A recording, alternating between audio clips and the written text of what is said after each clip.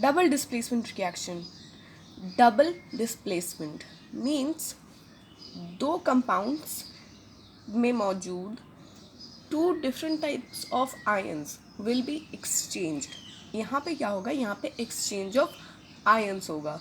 Let's say for example there are four friends. Okay, two of them are best friends. Let's say X and Y are best friends, A and B are best friends.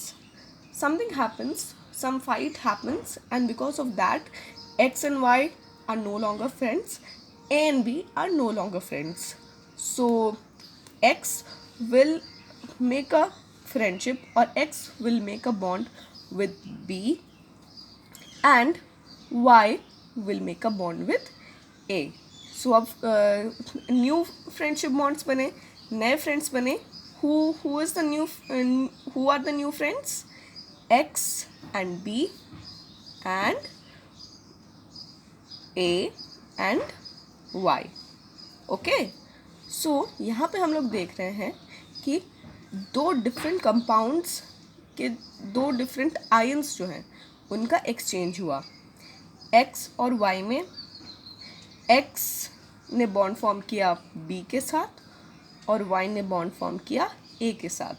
ठीक है, तो यहाँ पे दो different compounds ने एक दूसरे के साथ बॉन्ड फॉर्म किया, और उसमें उन्होंने कैसे बॉन्ड फॉर्म किया? By exchanging each others ions, और इससे दो नए प्रोडक्ट बने. सो यहाँ पे डबल डिस्प्लेसमेंट हुआ. दो कंपाउंड्स के जो आयंस थे दोनों डिस्प्लेस हुए. ओके, इसीलिए इसे हम डबल डिस्प्लेसमेंट रिएक्शन बोलते हैं. Two compounds exchange their ions to form two new compounds. यहाँ पे X और A, these are the positive ions. X and A are the positive ions, and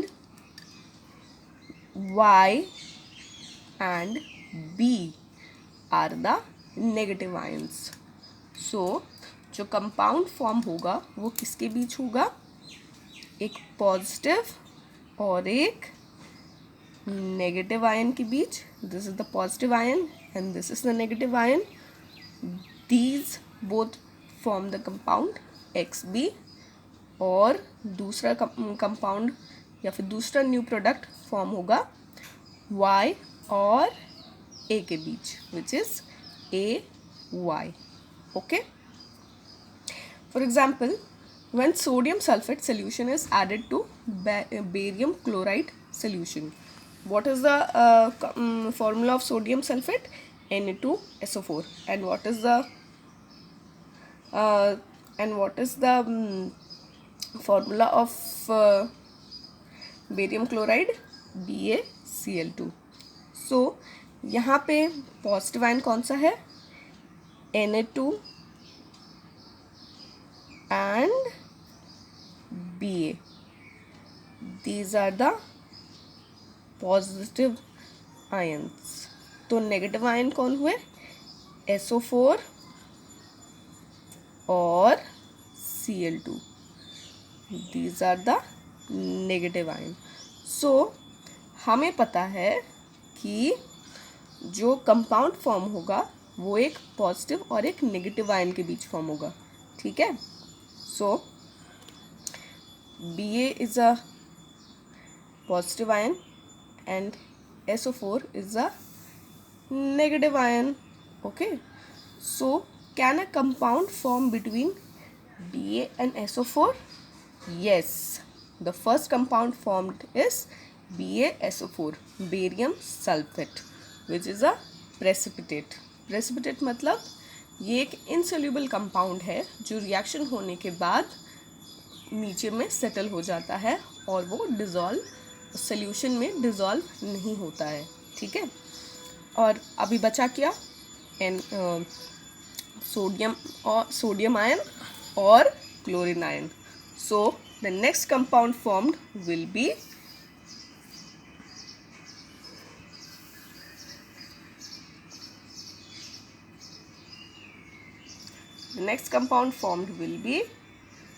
sodium chloride. Okay, NaCl. Got it? So sodium sulphate और barium chloride के बीच जो reaction हुआ उसके दो product क्या है? BaSO4 barium sulphate which is a precipitate, जिसे हम एक डाउनवर्ड एरो से डिनोट करते हैं, एंड NaCl सोडियम क्लोराइड और salt. Get it? Next, when lead nitrate solution is added to potassium iodide solution. lead nitrate और potassium iodide के बीच reaction होगा. तो lead is the positive ion और nitrate is the negative ion. potassium is the positive ion and iodine is the negative ion. So तो पहला जो bond form होगा वो किसके बीच होगा? The positive ion and the negative ion. So first form will be lead iodide. Okay, and second compound will be between potassium and nitrate, KNO3. Okay, got it?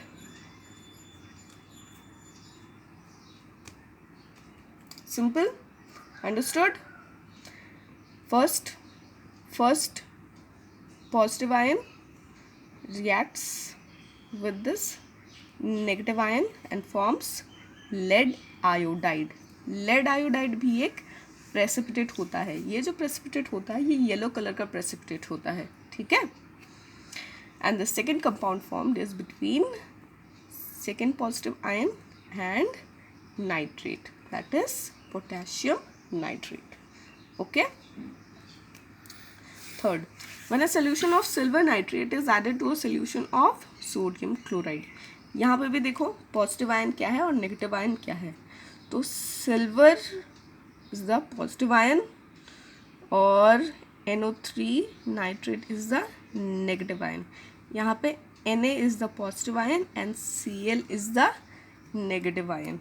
तो पहला compound form होगा Ag और Cl के साथ, क्योंकि Ag is the positive ion and it will form a bond with the negative ion. Okay, so the compound formed is AgCl, silver chloride, and the second compound formed is between sodium and nitrate, that is NaNO3, sodium nitrate. I hope you have understood double displacement reactions. For any doubts you can ask me in the comment section. Okay, displacement reactions, this is also very simple, much more simpler than double displacement. displacement reaction में सिर्फ एक ही element displace होगा compound से. Okay, and this depends on the reactivity series of metal. कैसे? अगर let's say the reaction in which an element displaces another element from its compound. Let's say X reacts with compound AB. ठीक है? तो X जो है वो reactivity series में A से ऊपर है. ठीक है? मतलब X जो है वो A से ज़्यादा रिएक्टिव है. तो X क्या करेगा? वो A को डिस्प्लेस कर देगा. ठीक है? और A की जगह ले लेगा. अब यहाँ पे क्या होगा? जब X ने A को उसकी जगह से हटा दिया, मतलब फेंक दिया, दूर फेंक दिया, और उसकी जगह पे वो खुद आ गया, तो न्यू कंपाउंड क्या बना? XB. और बचा कौन रह गया? जिसको दूर फेंका गया है, विच इज A. ठीक है? Now let's see displacement by a less active metal by a more active metal. ठीक है? यहाँ पे क्या है हमारे पास? There we have Fe, here we have Cu, and then we have SO4. Okay, first reaction is between iron and CuSO4. ठीक है। सो आयरन जो है वो कॉपर से रिएक्टिविटी सीरीज में ऊपर है, ठीक है।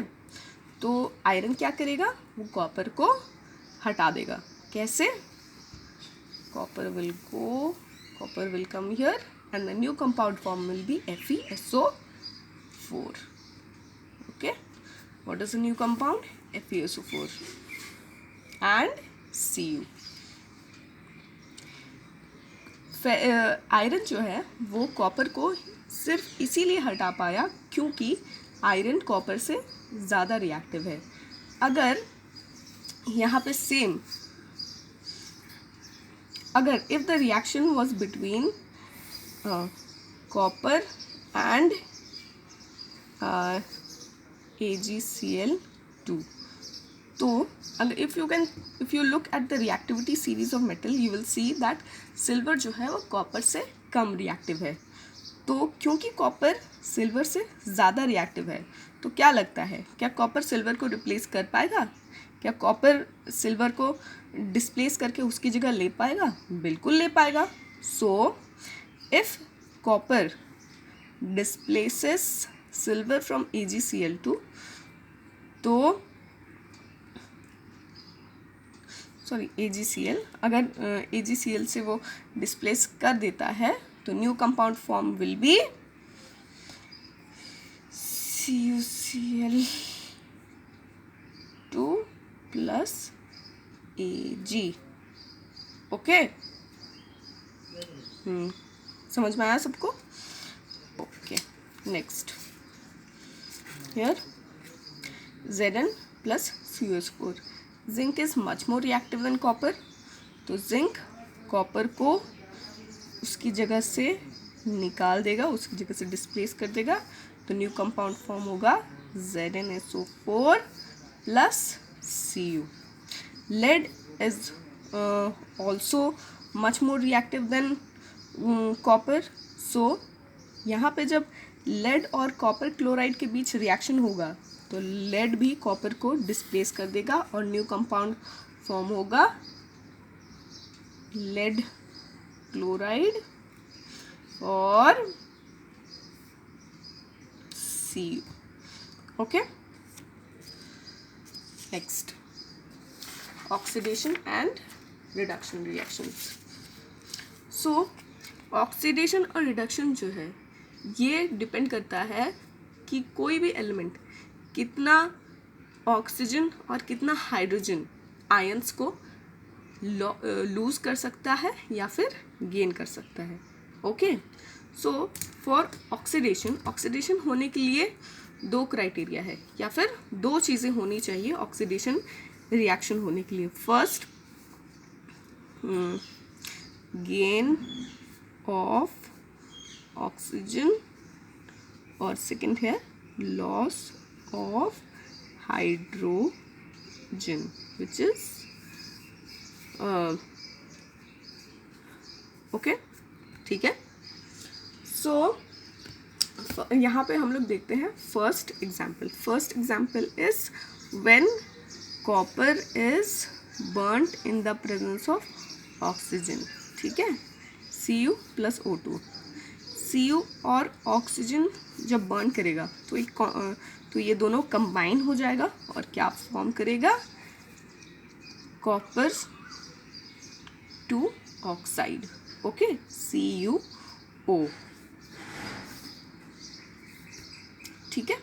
तो यहाँ पे you can see oxygen is added to copper, oxygen add हो रहा है कि नहीं, तभी तो CuO बन रहा है।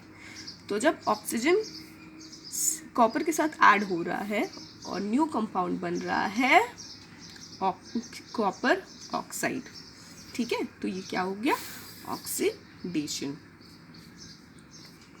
सेकेंड एग्जाम्पल भी हम लोग देख लेंगे, that is when loss of hydrogen, H2S hydrogen sulphide reacts with chlorine to give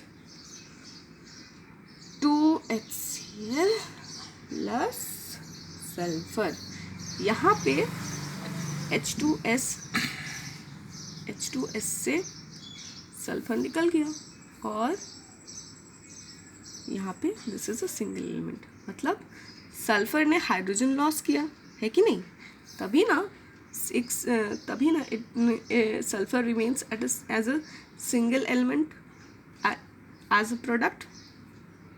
H2S hydrogen sulphide और क्लोरीन के बीच जब रिएक्शन होता है तो प्रोडक्ट बनता है HCl और सल्फर। ठीक है, सल्फर एक सिंगल एलिमेंट है, जहाँ पहले सल्फर के साथ हाइड्रोजन था, अब यहाँ प्रोडक्ट में सल्फर ने हाइड्रोजन को लूज कर दिया और ये बन गया ऑक्सीडाइज। ठीक है, फर्स्ट एग्जाम्पल में we can see that gain of oxygen is taking place, oxygen add हो रहा है कि नहीं, Cu के साथ कॉपर के साथ ऑक्सीजन ऐड हो रहा है, तभी जाके वो CuO या फिर कॉपर ऑक्साइड बना रहा है। और यहाँ पे हम लोग देखेंगे यहाँ पे लॉस ऑफ हाइड्रोजन हो रहा है। ठीक है, H2S हाइड्रोजन सल्फाइड से सल्फर हाइड्रोजन को लूज कर रहा है, तभी जाके वो सल्फर बना रहा है। तो यहाँ पे सल्फर ने हाइड्रोजन को लूज किया और वो बन गया ऑक्सीडाइज्ड। Okay, next. ओके, अगर कोई सब्सटेंस ऑक्सीजन गेन कर रहा है, मतलब it is becoming oxidised. In the same way, if any substance is losing hydrogen then also it is becoming oxidised. तो यहाँ पे कॉपर जो है वो ऑक्सीजन गेन कर रहा है और वो ऑक्सीडाइज्ड हो रहा है, और यहाँ पे सल्फर जो है वो हाइड्रोजन लूज कर रहा है और वो ऑक्सीडाइज्ड बन जा रहा है। Okay, second, reduction.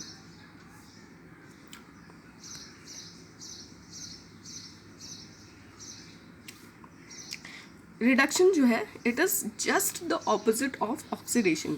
ऑक्सीडेशन में जो होता है, रिडक्शन में ठीक उसका उल्टा होता है। ठीक है, for example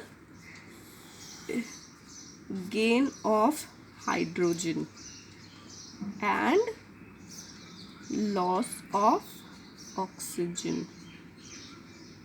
Okay, for example let's say हम लोग कॉपर ऑक्साइड के साथ हाइड्रोजन गैस का रिएक्शन कर पाते हैं बाय मूविंग और by allowing hydrogen gas over copper oxide. Okay, हाँ, इस रिएक्शन में जो कॉपर ऑक्साइड बना उसके ऊपर हम लोग हाइड्रोजन गैस रिलीज कर देंगे, तो तब कॉपर ऑक्साइड और हाइड्रोजन के बीच रिएक्शन होगा। तो जब ये रिएक्शन होगा तो प्रोडक्ट बनेगा Cu प्लस H2O। यहाँ पे कॉपर जो है वो ऑक्सीजन को लूज कर रहा है और बन जा रहा है कॉपर। जब कॉपर ने ऑक्सीजन लूज किया तो ये हो गया reduced. Okay, so copper loses O2 and this becomes copper is reduced। Copper जो है वो रिड्यूस हो गया है। ठीक है, अब आते हैं second, H2 plus O2 gives H2O। यहाँ पे ऑक्सीजन जो है वो हाइड्रोजन के साथ ऑक्सीजन और हाइड्रोजन का एडिशन हो रहा है। ऑक्सीजन जो है वो हाइड्रोजन गेन कर रहा है और क्या बना रहा है, वाटर H2O। तो यहाँ पे हम बोल सकते हैं कि ऑक्सीजन जो है it is getting reduced. Why? Because it is gaining hydrogen. Okay, अब तो हम लोग समझ गए कि ऑक्सीडेशन और रिडक्शन में क्या क्या रिएक्शंस होता है, या फिर हम लोग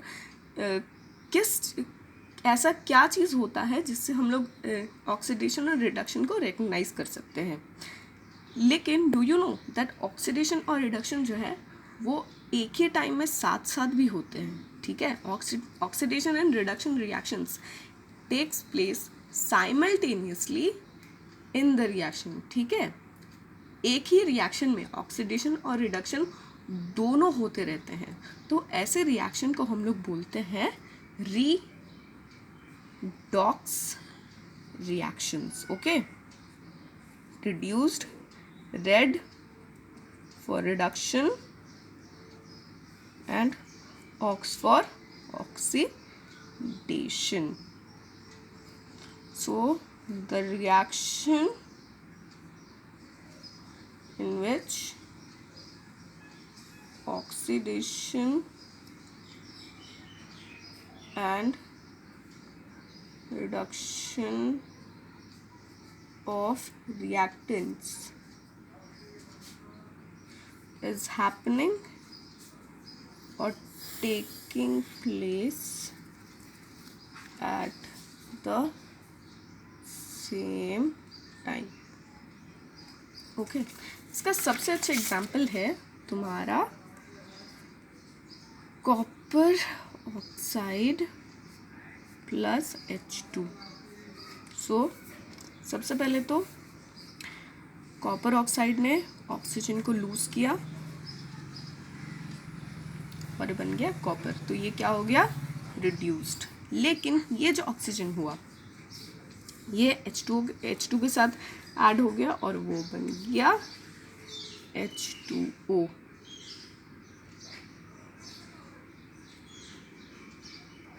कि यहाँ पे लॉस हो रहा है, यहाँ पे गेन हो रहा है, ठीक है। तो Cu जो हो गया वो हो गया तुम्हारा रिड्यूस्ड और H2 जो हो गया वो तुम्हारा oxidised, okay. Why? Because copper oxide ने ऑक्सीजन लूज करके कॉपर बनाया, तो यहाँ पे हो गया रिडक्शन, और यहाँ पे हाइड्रोजन ने एक ऑक्सीजन आयन गेन किया, इसीलिए वो हो गया oxidised, okay. Second, zinc oxide plus carbon, okay. तो यहाँ पे क्या होगा, प्रोडक्ट बनेगा तुम्हारा Zn plus CO, okay. Zinc ने यहाँ पे ऑक्सीजन को लूज किया, तो ये हो गया क्या, reduced, okay. Why? Because loss of oxygen. Copper ने ऑक्सीजन को गेन किया, तो ये बन गया oxidised, okay. Third, MnO2 plus Cl gives MnCl2 plus H2O, okay। Okay, यहाँ पे भी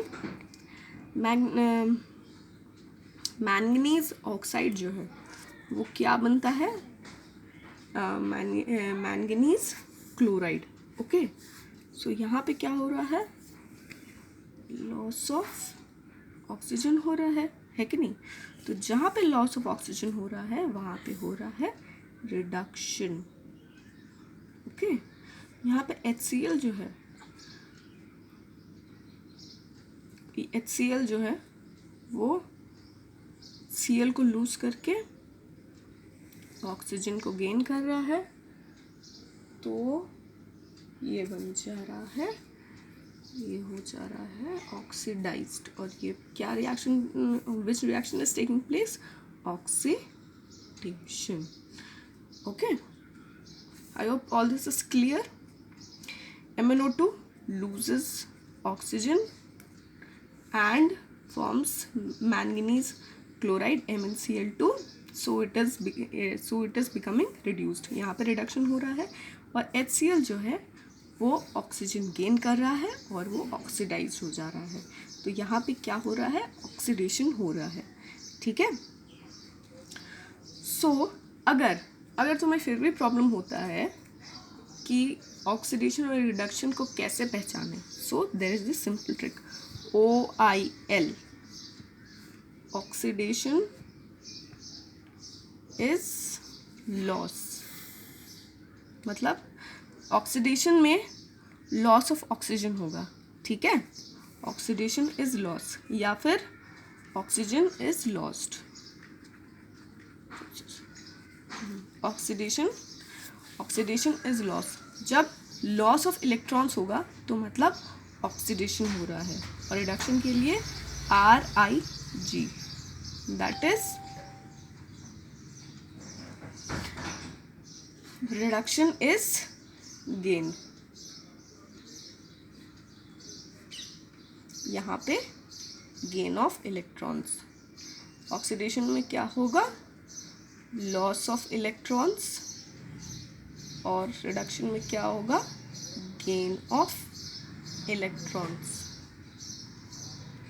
ओके, फॉर एग्जांपल MnO2 में इस फॉर एग्जांपल Zn ने ऑक्सीजन को लूज किया,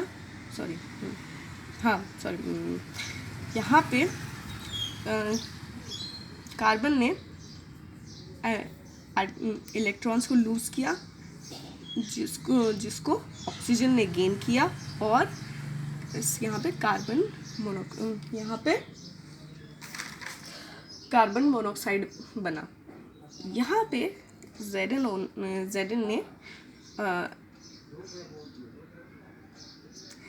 ने इलेक्ट्रॉन्स गेन किया, जिसकी वजह से वो ऑक्सीजन को लूज कर पाया, तभी जाके वो Zn बन पाया। ओके, यहाँ पे भी कॉपर जो है उसने ऑक्सीजन के साथ जो इलेक्ट्रॉन्स उसने बॉन्ड फॉर्म करने के लिए बनाए थे, उसको उन इलेक्ट्रॉन्स को उसने वापस से गेन कर लिया, जिसकी वजह से वो रिड्यूस हो गया। और H2 ने H2 के पास जो एक्स्ट्रा इलेक्ट्रॉन्स थे उसने ऑक्सीजन के साथ उसे शेयर किया, उन इलेक्ट्रॉन्स को लूज किया, जिसकी वजह से वो H2O बना पाया। Okay, with this chapter is finished.